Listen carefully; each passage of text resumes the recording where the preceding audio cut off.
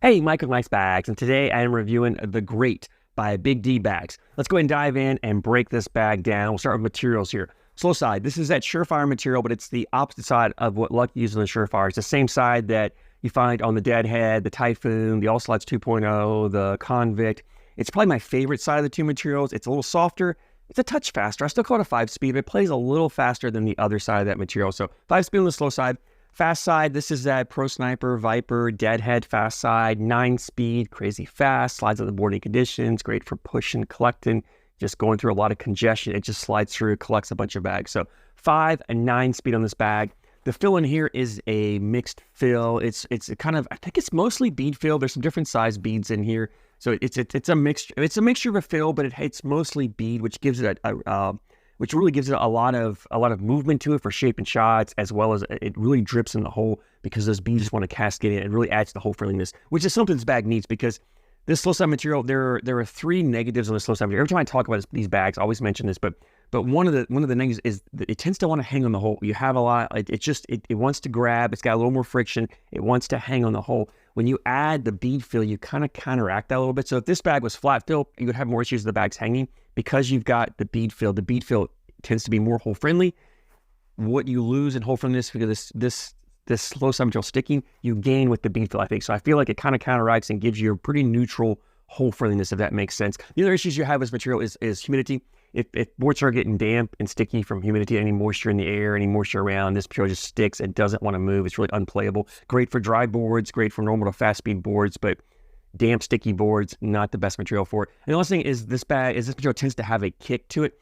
And when you add in that bead fill, it's a bouncier fill, it's movement. This bag still has some kick to it. However, the bag is got some flop to it, and typically floppier bags are a little more forgiving, so it kind of trades up. But this bag does have a little bit of kick to it. If you're not throwing the flattest of bags, it's going to kick on you. However, that also leads to the bag being able to giving you the ability to shape shots, and I'll get more into playability on that. But I think it's a good trade-off that in my eyes, it's a positive trade-off, and I'll get to more than playability anyway. For the template of this bag, this is a smaller template bag. However, it looks and kind of feels and plays like a larger template bag, and that's because it has square corners. You've got more of a square corner, not as rounded as what we're used to seeing. And the square corners gives the bag a larger feel to it, gives it a larger playability to it, and I'll get more to that playability of what I like about these square corners. But I do like the way it plays. I like the fact that you've got a smaller bag, you've got a fuller bag. You get the control you get with a full bag. You get that nice hand feel you get with the full bag. You don't have a lot of flop in the bag,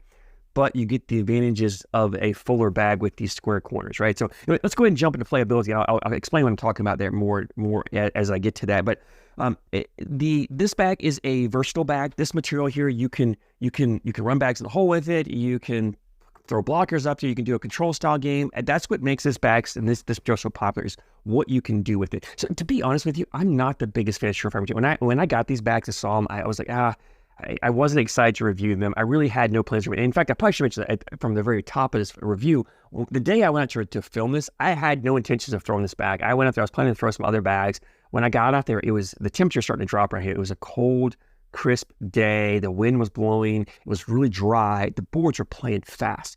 I love to throw this material on fast boards. That's when the kick goes away. That's when the bags move really well. The bags are much more hole-friendly. They hang less on faster boards. I'm like, that was the perfect conditions to throw this bag. So I pulled it out, and you can see here as I'm throwing, I threw very little blockers because the boards are playing fast. The bags are moving quicker than a 5-speed, and they are because my boards are playing fast that day.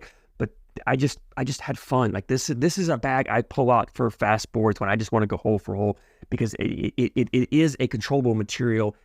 All the negatives of this go away on faster boards, right? And so you can see here as I'm throwing these bags, they're going in the hole. I'm just putting bag after bag in the hole. I'm getting them up near the hole. They drip in really well. If I leave a bag hanging, I had to leave a bag short. I don't leave many of them because they're full, very collectible. And that's where the corners come in too. I find these square corners make the bags easier to collect. You've got more bag to clip on that corner to corner. As you're throwing this bag, it's spinning. It wants to grab, catch that, spin that around, and take that bag with it. More rounded corners, you're going to miss that. So it gives you that larger feel, right? Even though the bag is smaller this way, the diagonal measurement is not as small, and so you get more of a grab there. The other thing that I like about the square corners is the forgiveness around the hole. So typically, smaller bags have smaller landing zones. I talk about the landing zone and where, that rectangular shape, you've got to land the bag in to put it in the hole. Larger, floppier bags, you can go wider because they've got more of a corner to grab, spin, and come back in. When you get smaller, fuller bags, they don't grab because they don't have that flop to drip into. But because you've got more of a corner here sticking out, it actually gives you that forgiveness that you would get with a larger bag, because again, this diagonal across here is not that small. This smaller, this not so much. Hope I'm making sense here. So you've got more of a corner there. When you go by the hole, this corner wants to dip it, it'll grab, spin it, and pull it back in. As you watch here, I had quite a few bags where I was missing left or right, but the bag was grabbing, spinning around, and pulling it back in. And like I said, if it didn't pull back in, because this material does have it to hang on the hole, if it didn't pull it back in with this bead feel, it wasn't that hard to collect. I didn't have to get crazy aggressive, even though I could. You know, on the day I'm throwing this, the boards were fast. I didn't have any reason to be throwing cuts or any kind of crazy shot shaping. But on normal speed boards, you can definitely cut this material. This is a bag that you could roll, you could flop. If you're an average to above average roll bag player, you're rolling this bag. You know, I'm not a roll bag player, I'm not rolling it, but I do throw a lot of cut shots. Definitely material on normal, slower boards, average speed boards, you can throw cuts with it. It's very controllable. You do a lot of shot shaping, so you can get creative with a bag like this.